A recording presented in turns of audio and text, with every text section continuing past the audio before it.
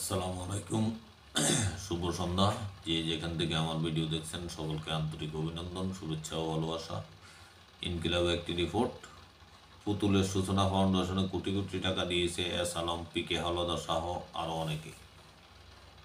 খবরে বলা হয়, ক্ষমতাচ্যুত সাবেক প্রধানমন্ত্রী শেখ হাসিনার মেয়ে সাইমা ওয়াজুদ পুতুলের প্রতিষ্ঠিত অলাভজনক সংস্থা সূচনা ফাউন্ডেশন দেশের শীর্ষস্থানীয় শিল্পগোষ্ঠী এস আলম বিশাল অঙ্কের অর্থ আত্মসাতের অভিযোগে অভিযুক্ত পিকে হাওলাদার সহ আরও অনেকের কাছ থেকে কোটি কোটি টাকা অনুদান পেয়েছে। প্রশান্ত কুমার হাওলাদার ওরফে পিকে হাওলাদারের বিরুদ্ধে দেশের বেশ কয়েকটি আর্থিক প্রতিষ্ঠান থেকে কোটি কোটি টাকা আত্মসাতের অভিযোগ রয়েছে। বাংলাদেশ ফিনান্সিয়াল ইন্টেলিজেন্স ইউনিটের একটি অভ্যন্তরীণ প্রতিবেদন অনুসারে সূচনা ফাউন্ডেশন ও অন্যান্য দাতাদের মধ্যে রয়েছে কনফিডেন্স গ্রুপ, মেঘনা গ্রুপ, সামিট গ্রুপ ও ইউনাইটেড গ্রুপ। প্রতিবেদনটির কপি টিবিএসের কাছে হাতে এসেছে। সন্দেহজনক লেনদেনের জন্য গত বছরের নভেম্বরে সূচনা ফাউন্ডেশনের ব্যাংক হিসাব ফ্রিজ করার আদেশ দেয় বিএফআইইউ।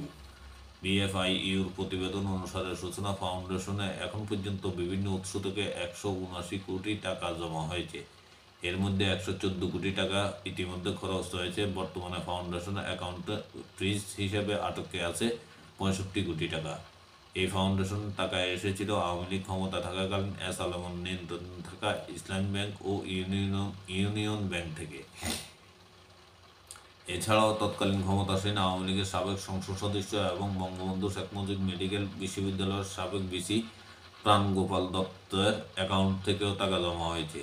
অলাভজনক ও স্বেচ্ছাসেবী সংস্থা সূচনা ফাউন্ডেশনের প্রতিষ্ঠা 2014 সালে। সংস্থাটি মানসিক প্রতিবন্ধকতা, বন্ধকতা, স্নায়বিক ব্যাধি, অটিজম ও মানসিক স্বাস্থ্য সমস্যা নিয়ে কাজ করত।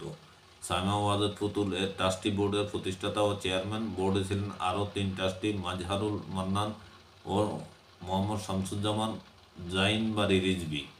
তবে দুর্নীতি দমন কমিশন বলছে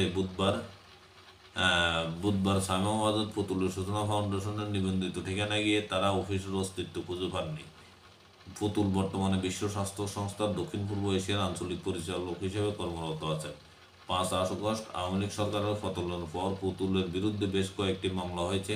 পূর্বাচলে প্লট অধিগ্রহণের ক্ষেত্রে তথ্য গোপন করা ও ক্ষমতার অপব্যবহার করার অভিযোগে দুদকও একটি মামলা করেছে পুতুলের বিরুদ্ধে। শেখ হাসিনা, তার বোন শেখ রেহানা এবং ছেলে সজীব ওয়াজেদ জয়সহ শেখ পরিবারের সদস্যদের বিরুদ্ধে একই ধরনের অভিযোগে একাধিক মামলা রয়েছে। এ ছিল সংবাদ। ভালো থাকবেন। আসসালামু আলাইকুম।